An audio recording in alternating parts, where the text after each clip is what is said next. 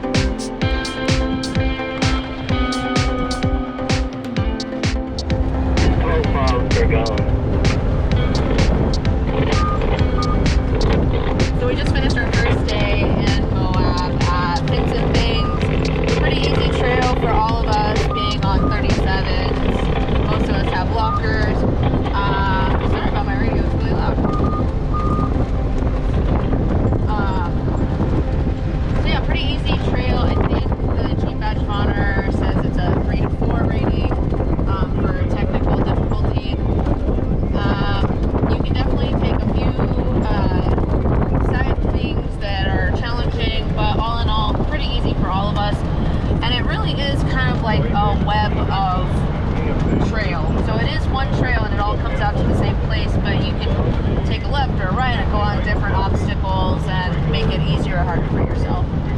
So good first day. Tomorrow we'll be at Hell's Ridge.